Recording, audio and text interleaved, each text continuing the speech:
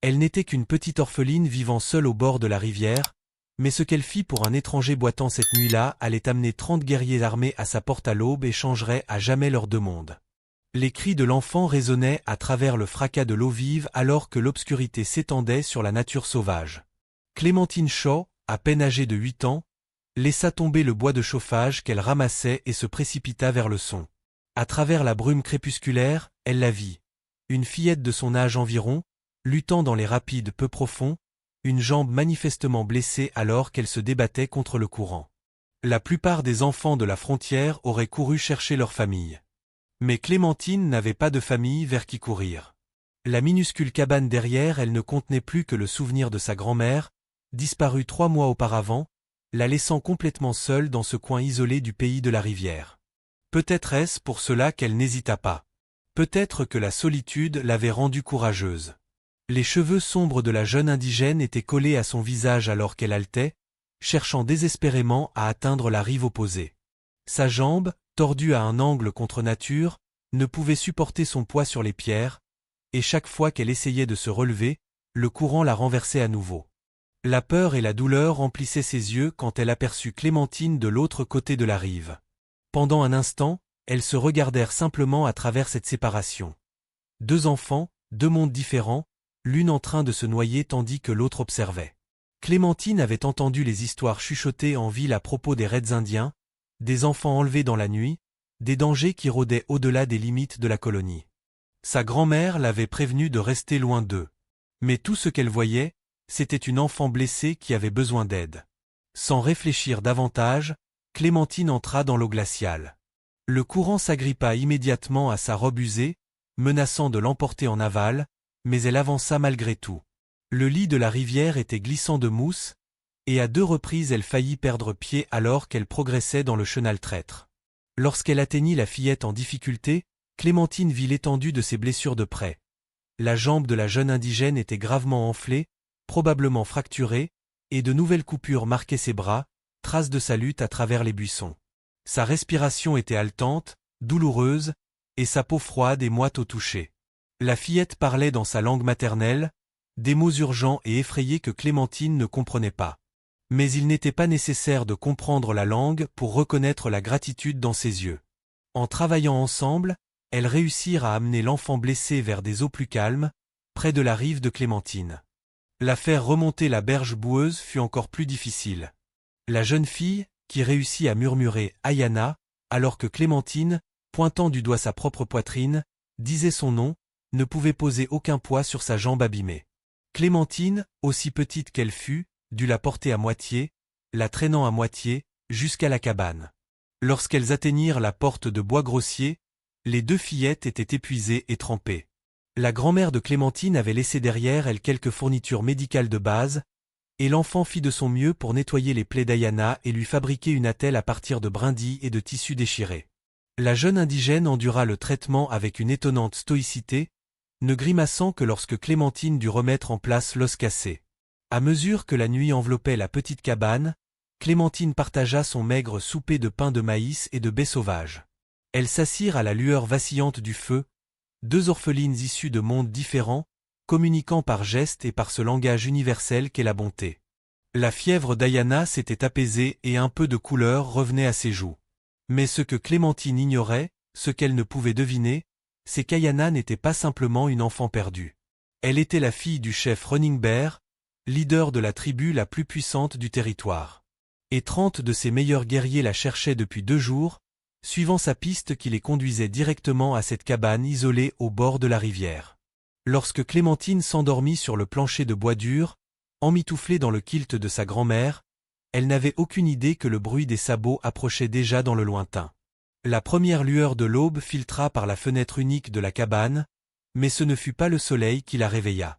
Ce fut le vacarme de nombreux chevaux, encerclant sa maison comme un tonnerre roulant sur la terre. Elle se redressa, le cœur battant contre ses côtes, alors que la réalité s'abattait sur elle. À travers les interstices des murs de bois, elle put les voir, des guerriers peints, montés sur leurs chevaux, leurs visages graves et impitoyables dans la pâle lumière du matin.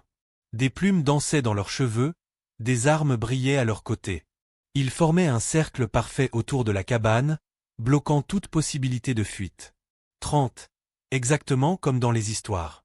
Ayana remua sur le lit, ses yeux fiévreux s'éclairant en reconnaissant les sons à l'extérieur.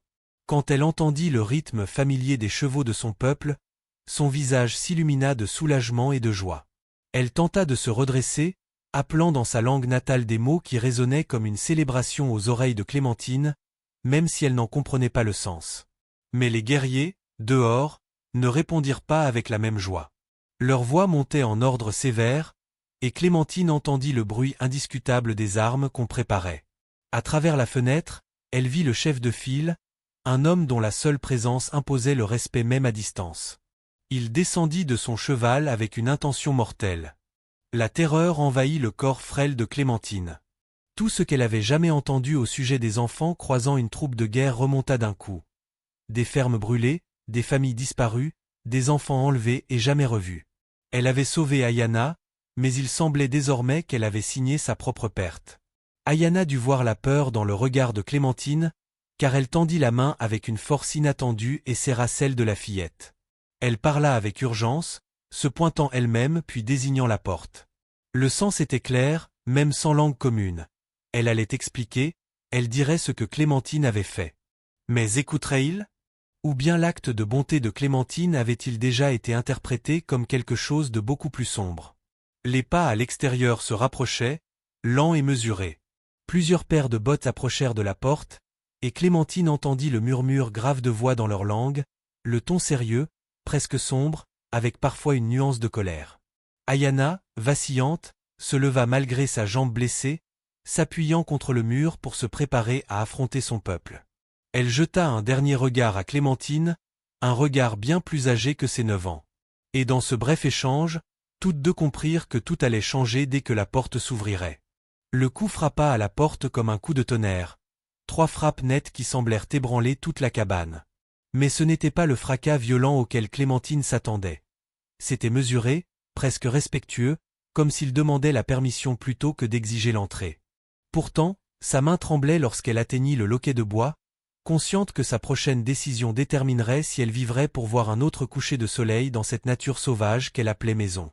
La porte s'ouvrit et révéla l'homme le plus impressionnant que Clémentine eût jamais vu. Le chef Running Bear mesurait près de 2,10 m, ses larges épaules bloquant la lumière du matin derrière lui.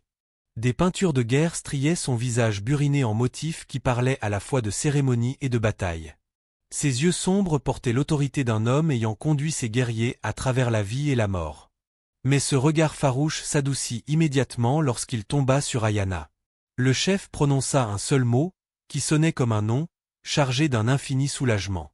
Ayana répondit par un flot de paroles dans sa langue natale, sa voix vibrante mais respectueuse, tandis qu'elle désignait Clémentine, sa jambe bandée, l'attelle de fortune, le bol vide qui avait contenu leur repas partagé.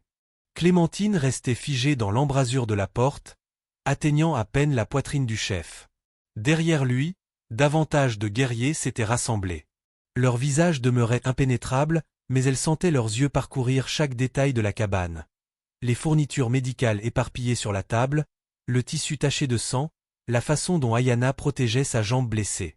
Au fur et à mesure qu'Ayana poursuivait son récit, quelque chose de remarquable se produisit. La tension qui avait rempli l'air comme une fumée s'éclaircissait peu à peu. L'expression du chef se transforma, passant d'une autorité sévère à quelque chose qui ressemblait presque à de l'émerveillement. Son regard allait de sa fille à cette petite enfant blanche qui, manifestement, avait passé la nuit à la soigner. Derrière lui, les guerriers s'étaient penchés pour écouter, et Clémentine entendit son propre nom répété plusieurs fois. Chaque fois qu'Ayana disait « Clémentine », elle posait une main sur son cœur avant de la tendre vers sa sauveuse, avec une gratitude visible. Mais le moment qui bouleversa tout survint lorsque, malgré la douleur, Ayana imita la scène de la rivière. Elle montra comment elle était tombée dans l'eau, comment Clémentine avait traversé pour l'aider, comment elle l'avait soutenue jusqu'à la cabane. Lorsqu'elle montra son attelle et parla avec tant d'émotion que des larmes brillèrent dans ses yeux, un silence respectueux s'installa. Le chef Running Bear écouta chaque mot, son visage buriné se faisant plus réfléchi. Quand sa fille termina, il reporta toute son attention sur Clémentine. Un long moment, il l'observa, cette petite orpheline qui avait risqué sa sécurité pour sauver une étrangère.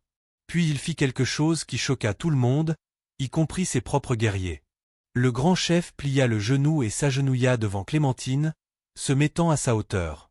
En anglais hésitant mais clair, il prononça ses premiers mots à son intention. « You save my heart. » Il posa sa main sur sa poitrine, puis désigna Ayana. « My daughter. My heart. You save. » Les guerriers échangèrent des regards stupéfaits. Leur chef, un homme qui n'avait jamais plié devant les colons, qui avait combattu pour protéger ses terres, s'agenouillait devant une enfant. Et ce qu'il dit ensuite allait bouleverser non seulement la vie de Clémentine, mais aussi la relation entre deux mondes ennemis depuis des générations. Running Bear sortit d'une pochette de cuir un objet qui fit pousser un murmure de stupeur parmi ses hommes. C'était un médaillon, taillé dans une pierre sacrée et suspendu à une corde de crin tressée. Les symboles gravés sur sa surface semblaient raconter une histoire ancienne de protection et d'honneur. 10, dit le chef lentement, chaque mot lourd de cérémonie, Belon Maïfater. His father before. Many generations. Only give to family. To blood. Les yeux d'Ayana s'écarquillèrent. Elle parla rapidement à son père dans leur langue, sa voix emplie de ce qui ressemblait à de la protestation. Mais le chef leva la main, imposant le silence. Sa décision était prise. « You have no family » poursuivit-il, fixant Clémentine de ses yeux sombres. « We have no daughter like you, but heart knows truth. Spirit knows kindness. » Il marqua une pause, cherchant ses mots. « You are sister to Ayana now, daughter to Running Bear. » Le médaillon était chaud dans les petites mains de Clémentine lorsqu'il le passa autour de son cou. Et dès qu'il toucha sa poitrine, elle sentit quelque chose changer dans l'air. Les guerriers, qui semblaient si menaçants un instant plus tôt, la regardaient maintenant avec respect. Mais le chef n'avait pas fini. « Alone is dangerous » dit-il en désignant la cabane isolée. « Winter comes soon. No family to help. No protection. » Il se redressa, imposant à nouveau, et conclut d'une voix ferme. « You come with us. Learn our ways. Ayana learn your ways. Both daughters now. » L'esprit de Clémentine chavirait. Tout ce qu'elle avait connu cette cabane, le souvenir de sa grand-mère, le coude de la rivière était remplacé par une proposition vertigineuse. Entrer dans un monde totalement inconnu. La peur de quitter son passé luttait contre l'angoisse d'affronter un autre hiver seul, survivant de miettes et de pièges. Ayana, vacillante, se leva et prit sa main. Dans un mélange d'anglais hésitant et de sa langue maternelle, elle murmura. « Come, sister. Safe. Warm. Family. » Le mot famille heurta Clémentine comme un coup. Elle n'avait appartenu à personne depuis la mort de sa grand-mère. La solitude, compagne constante de ces derniers mois, devenait soudain insupportable face à cette promesse de lien. Mais un doute subsistait. Le reste de la tribu l'accepterait-il, ou resterait-elle toujours étrangère, tolérée mais jamais intégrée? Le chef sembla percevoir son hésitation. « No chose now » dit-il doucement. « Time to think. » Puis il balaya la cabane du regard, observant son isolement et les traces d'une enfant peinant à survivre. « We not wait for decisions. » Comme pour confirmer ses paroles, un vent glacial s'engouffra par la porte ouverte, portant avec lui l'odeur de la neige des montagnes lointaines. Clémentine frissonna, se souvenant combien l'hiver précédent avait été dur, même avec sa grand-mère à ses côtés. Le chef fit un pas en arrière, lui laissant de l'espace pour réfléchir. Mais son prochain mot fit courir un froid dans son dos, qui n'avait rien à voir avec le vent. « Other dangers come soon. Soldiers look for Ayana's trail. Find tracks to cabin. Better not be here when they come. » Les paroles du chef résonnèrent dans l'air glacé comme une menace invisible. Les soldats. Clémentine savait ce que cela signifiait. Elle en avait entendu parler au village, avant que sa grand-mère ne meure. Les patrouilles, les expéditions punitives, les fusillades injustifiées. Si ces hommes suivaient la piste d'Ayana jusqu'à sa cabane, ils ne feraient pas de distinction entre une enfant blanche et une jeune Comanche blessée. Aux yeux de l'armée, toutes deux seraient des complices. L'idée glaça Clémentine plus que la morsure du vent. Elle se voyait déjà traînée hors de sa maison, accusée, peut-être même exécutée pour avoir offert refuge. Pourtant, au fond d'elle, une voix murmurait. « Je referais tout de la même façon. » Car si elle n'avait pas aidé Ayana, elle aurait porté ce poids toute sa vie. Ayana, lisant l'angoisse sur son visage, serra plus fort sa main. Ses yeux sombres, encore rougis par la douleur, reflétaient une promesse silencieuse. nous affronterons cela ensemble. Mais la décision n'était pas simple. Partir signifiait quitter le seul endroit qu'elle avait jamais appelé « maison ». Chaque planche de bois de la cabane portait la marque de son grand-père, chaque pot d'argile sur l'étagère rappelait les mains de sa grand-mère. Ici, les souvenirs vivaient encore. Là-bas, au sein de la tribu, il n'y avait que l'inconnu. Le chef Running Bear semblait lire dans ses pensées. Il s'approcha de la cheminée où brûlait un feu mourant, prit une bûche et la posa doucement sur les braises. Les flammes reprirent vie, illuminant son visage grave. « Cabin is memory », dit-il d'une voix lente, pesant chaque mot. But memory not keep you alive. Fire of past warm heart. Not body. Ces mots frappèrent Clémentine comme une vérité qu'elle refusait d'admettre. Combien de fois, depuis la mort de sa grand-mère, avait-elle grelotté seule, priant pour que les souvenirs suffisent à combler le vide? Le chef se redressa, et ses yeux devinrent plus sombres. Soldiers no care for memory. They burn. They kill. Only ashes stay. Un silence pesant suivit. Les guerriers derrière lui hochèrent la tête, comme pour confirmer la dure réalité qu'ils connaissaient trop bien. Soudain, un bruit au loin rompit l'instant. Le cri d'un corbeau, suivi d'un écho métallique. Tous les guerriers se figèrent, l'oreille tendue. Running Bear échangea un regard avec son éclaireur, qui fit un signe rapide. Ils avaient entendu, eux aussi. Le chef prit une décision immédiate. We leave. Now. Il désigna Ayana, puis Clémentine. Together.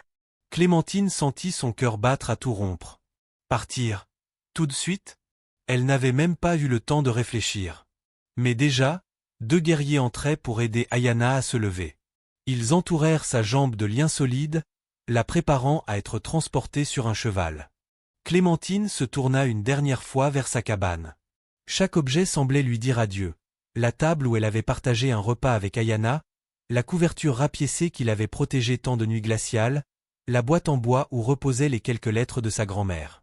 Ses yeux s'embuèrent de larmes. « Je ne peux pas », murmura-t-elle en français, sa langue maternelle, croyant que personne ne comprendrait. Mais Ayana serra sa main et répondit doucement, en anglais maladroit. « You can, Sister Strong. » Ces mots brisèrent le barrage de sa peur. Clémentine inspira profondément, puis hocha la tête. Elle ne savait pas ce qui l'attendait, mais elle savait qu'elle n'était plus seule. Avant de sortir, Running Bear lui tendit un petit paquet enveloppé dans une peau de daim. À l'intérieur, elle trouva un morceau de viande séchée et une pierre polie peinte de symboles rouges. « Fort journée », dit-il simplement. Food for body, spirit for courage. Ils sortirent ensemble dans la lumière froide du matin.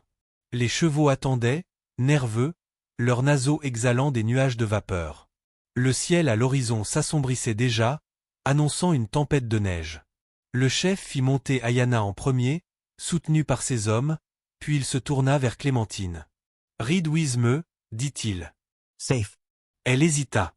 Monter à cheval avec lui signifiait abandonner tout ce qu'elle connaissait. Mais en même temps, c'était une promesse de survie. Derrière eux, le vent porta un autre bruit, le claquement sec d'un fusil. Pas proche, mais pas lointain non plus. Les soldats approchaient. Sans réfléchir davantage, Clémentine accepta la main du chef et grimpa sur le cheval. Le monde qu'elle quittait disparut derrière elle, avalé par la forêt et par le temps. Alors que le groupe s'élançait vers l'inconnu, une seule pensée résonnait dans son esprit. Je n'ai plus de maison, mais peut-être, bientôt, une famille. La chevauchée s'étira comme un rêve fiévreux, rythmé par le martèlement régulier des sabots sur la terre gelée. Clémentine, serrée contre le torse puissant du chef, sentait chaque mouvement du cheval résonner dans ses os. Le vent fouettait son visage, ses cheveux blonds s'en mêlaient, mais elle n'osait pas détourner le regard du chemin qui s'ouvrait devant eux. Derrière, sa cabane disparaissait, avalée par les arbres et la distance, jusqu'à n'être plus qu'un souvenir effacé. La forêt, d'abord familière, devint étrangère à mesure qu'il s'enfonçait dans les terres sauvages. Les troncs s'épaississaient, les branches s'entrelaçaient, créant une voûte naturelle qui filtrait la lumière du jour. Le silence n'était brisé que par le souffle des chevaux, et parfois, par le cri lointain d'un oiseau de proie. Les guerriers avançaient en formation serrée, leurs regards balayant sans cesse l'horizon. Clémentine comprit qu'ils s'attendaient à être suivis. Ayana, portée par un autre cavalier, se tenait droite malgré sa blessure. Par moments, leurs yeux se croisaient, et un sourire discret passait entre elles, fragile mais porteur d'une certitude nouvelle. Quoi qu'il arrive, elle n'était plus seule. À midi, le groupe fit halte près d'une clairière dominée par un énorme rocher couvert de mousse. Là, les guerriers descendirent de cheval et se mirent à tendre l'oreille. Le chef leva la main, imposant le silence. Clementine read int sun sufel. Puis, d'un signe de tête, Running Bear indiqua que le lieu était sûr, du moins pour l'instant. Ils partagèrent un repas frugal, un peu de viande séchée, des racines grillées, de l'eau fraîche d'un ruisseau voisin. Clementine manhea en silence. Observant chak gesta ses companions. Elle s'étonna de leur efficacité tranquille, de leur manière d'allumer un feu minuscule qui fumait à peine, presque invisible. Chaque action semblait dictée par des générations d'expérience. Après le repas, Ayana insista pour parler avec elle. Assise contre le rocher, elle prit la main de Clémentine et d'une voix hésitante, chercha ses mots en anglais.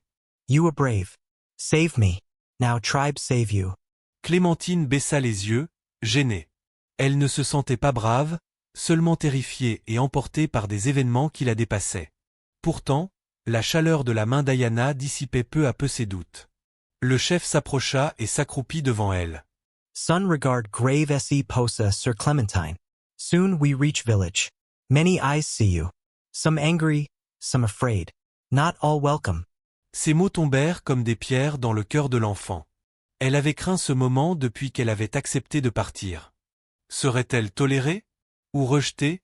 Peut-être même haïe? Running Bear poursuivit, la voix ferme mais non dénuée de bienveillance. You show courage. You show heart. But courage not enough. Must learn respect. Must listen. Speak little. Watch much. This way, you find place. Clementine acquiesca timidement. Elle savait qu'il disait vrai. Le reste du trajet se fit dans un silence plus lourd. Les paysages défilaient, des plaines balayées par le vent, des collines rocheuses où les chevaux glissaient parfois, des rivières glacées qu'ils traversaient à gué. Chaque fois, Clémentine se sentait plus éloignée de l'ancien monde et plus proche d'un avenir inconnu. Enfin, alors que le soleil déclinait et peignait le ciel de teinte pourpre, ils atteignirent une vallée cachée. Des colonnes de fumée s'élevaient de dizaines de tipis groupés autour d'un feu central. Des silhouettes apparurent, d'abord des enfants qui coururent à la rencontre des guerriers, puis des femmes, puis des hommes plus âgés. Le camp vivait, bruissant d'énergie et de voix. Mais lorsque le regard des habitants se posa sur Clémentine, le silence tomba comme une chape de plomb. Les enfants cessèrent de rire. Les femmes se figèrent, tenant leur panier plus fort. Les hommes, eux, échangèrent des regards méfiants. Running Bear descendit de cheval, entraînant Clémentine avec lui. Il posa une main ferme mais rassurante sur son épaule et la guida vers le feu central. Ayana suivait, soutenue par deux guerriers. Autour du cercle sacré, les anciens s'étaient rassemblés, leurs visages impénétrables. L'un d'eux, au regard perçant et à la barbe grise, s'avança et parla d'une voix qui résonna dans toute la vallée.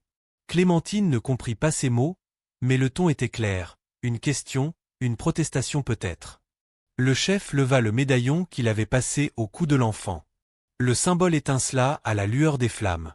Un murmure parcourut la foule, moitié stupéfaction, moitié indignation. Puis Running Bear parla longuement, sa voix puissante couvrant les murmures. Il désignait tour à tour Ayana et Clémentine, mimant l'histoire qu'il avait entendue. À mesure qu'il racontait, les visages changeaient. Certains s'adoucissaient, d'autres restaient fermés. Quand il eut terminé, il posa une main sur la tête de Clémentine et déclara quelques mots d'une voix solennelle. Ayana traduisit à mi-voix, chuchotant à son oreille. He say, you are now part of family. His daughter. My sister. Le feu crépitait. La tribu retenait son souffle.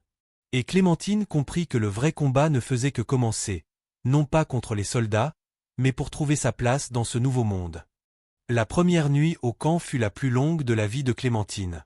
Assise à l'intérieur d'un tipi qui lui avait été assigné, elle observait les ombres dansantes du feu sur la toile tendue. Le bruissement du vent dans la vallée se mêlait aux échos des chants qui s'élevaient encore autour du feu central. Chaque note, chaque battement de tambour vibrait dans sa poitrine, étrangère et fascinante à la fois. Ayana, couchée non loin, dormait d'un sommeil agité. Sa blessure tirait, et malgré les soins reçus, elle gémissait parfois dans son repos.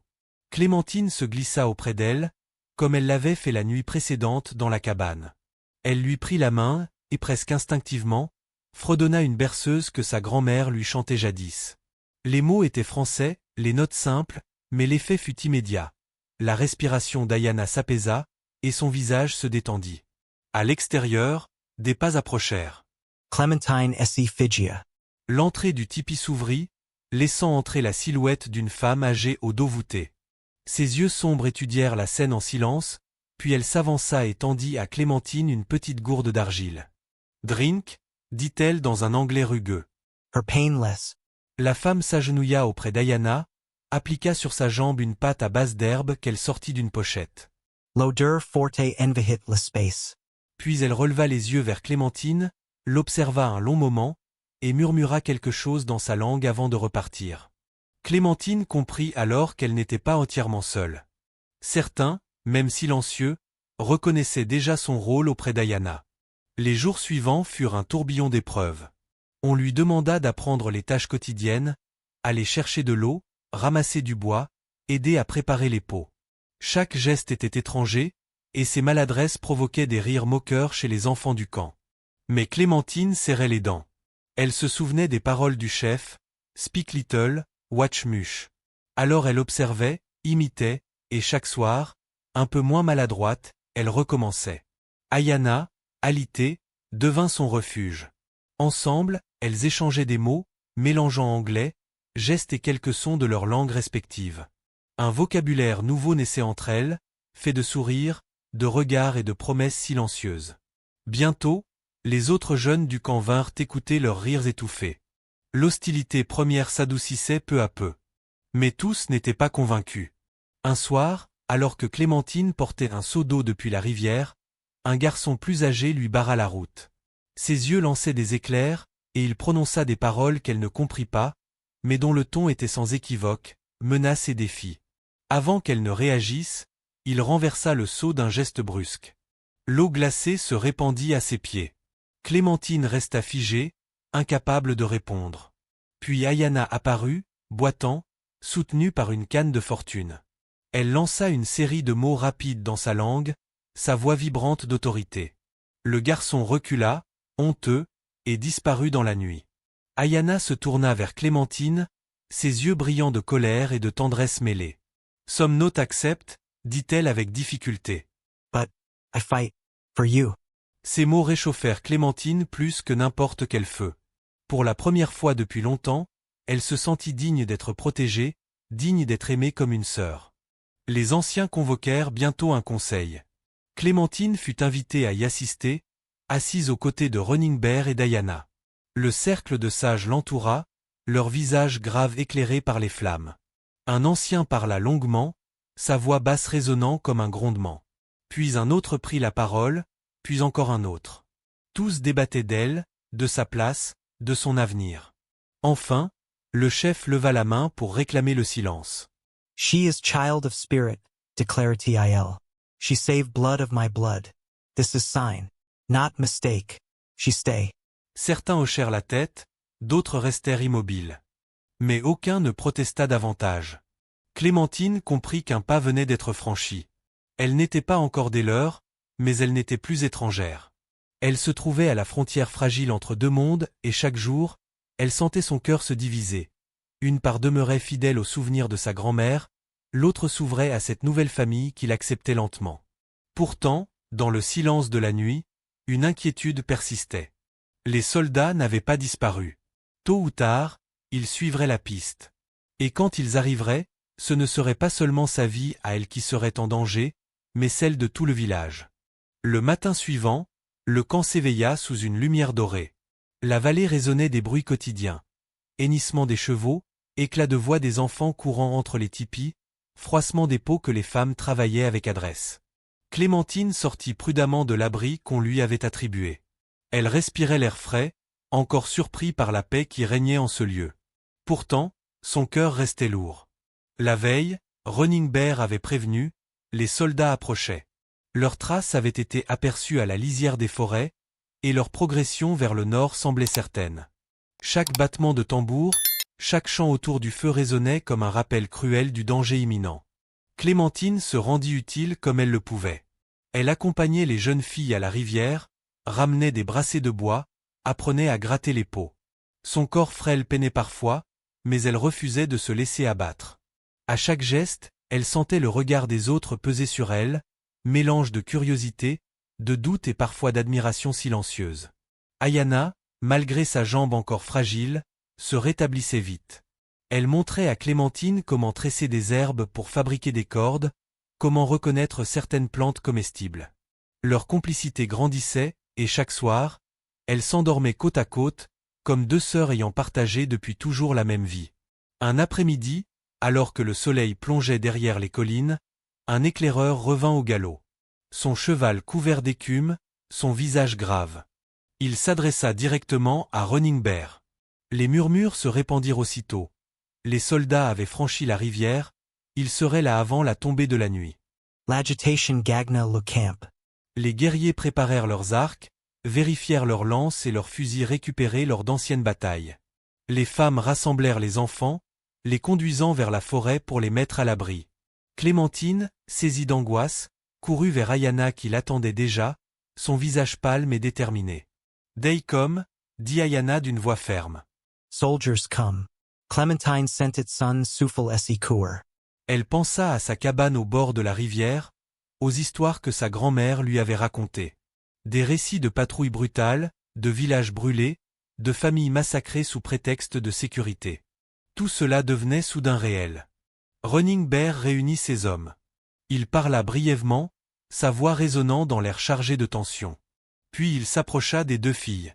Ses yeux se posèrent sur Clémentine avec une intensité nouvelle. « You must chose » dit-il doucement.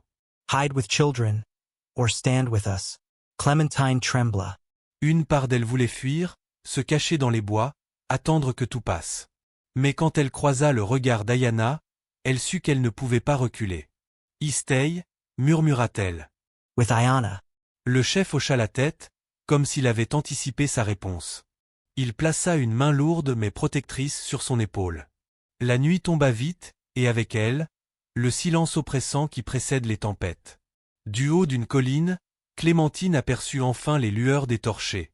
Des cavaliers en uniforme avançaient en file, leur discipline rigide contrastant avec le calme tendu des guerriers. Quand les premiers soldats pénétrèrent dans la vallée, les tambours du camp se mirent à battre. Pas un cri, pas un mouvement brusque, seulement cette pulsation grave et continue qui résonnait dans l'obscurité. Clémentine sentit ses jambes trembler, mais Ayana lui serra la main avec force. Les soldats s'arrêtèrent à une centaine de pas. Leur chef, un officier moustachu, fit avancer son cheval. Sa voix claqua, autoritaire, exigeant que les Indiens rendent la fille disparue. Clémentine comprit aussitôt, il parlait d'Ayana. On la croyait captive, retenue contre son gré. La colère et la peur se mêlèrent en elle. Elle voulut crier la vérité, mais les mots se bloquèrent dans sa gorge. Alors, contre toute attente, Ayana fit un pas en avant. Appuyée sur sa canne, son visage pâle et fier, elle s'adressa directement aux soldats. Sa voix tremblante d'émotion, mais claire. I was saved. By her. Elle désigna Clémentine. Un murmure parcourut les rangs des soldats.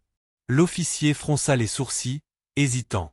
Mais derrière lui, des voix s'élevèrent, exigeant l'intervention, le contrôle, la force. Running Bear avança à son tour, imposant. Il parla d'une voix profonde, alternant sa langue et un anglais hésitant mais ferme. Il raconta comment sa fille avait été sauvée, comment Clémentine avait risqué sa vie, comment deux enfants avaient franchi la frontière des haines anciennes. Le silence retomba. Tout dépendait désormais d'un seul geste, d'une seule décision.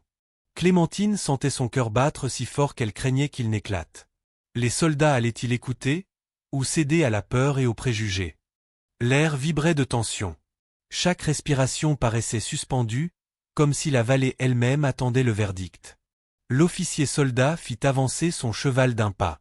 Son uniforme brillait sous la lumière des torchers, et ses yeux scrutaient la scène avec méfiance. Step aside, ordonna til.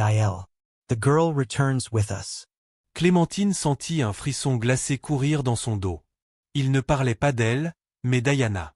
Pourtant, tout son corps protesta. Non, pensa-t-elle avec une force nouvelle. Pas après ce qu'elles avaient partagé. Pas après que Running Bear l'avait accueillie comme une fille. Ayanna, elle, ne recula pas. Elle planta sa canne dans le sol, se redressa autant qu'elle le pouvait malgré la douleur. I stay with my people. Cria-t-elle, sa voix résonnant dans la vallée. I was saved by her. Elle désigna Clémentine d'un geste solennel. She is my sister now. Un murmure parcourut les rangs des guerriers derrière elle, un écho de fierté et de soutien. Mais du côté des soldats, la réaction fut bien différente. L'officier serra les mâchoires, irrité par ce défi. Children do not decide. Grognati-il. We take what belongs to the crown. Il leva la main, prêt à donner un ordre. Les soldats ajustèrent leurs fusils, la tension devint insoutenable. Clémentine sentit le sol basculer sous ses pieds. Son esprit se brouilla, mais une seule pensée brûlait en elle, « Je dois parler ». Alors, rassemblant son courage, elle avança d'un pas, se plaçant devant Ayanna. Ses petites mains tremblaient, mais sa voix jaillit claire, en anglais maladroit mais déterminé. She was dying. I saved her. She is not prisoner. She is family. Le silence s'abattit, lourd, inattendu. Les soldats, surpris, échangèrent des regards. Le chef fronça les sourcils, mais hésita une fraction de seconde.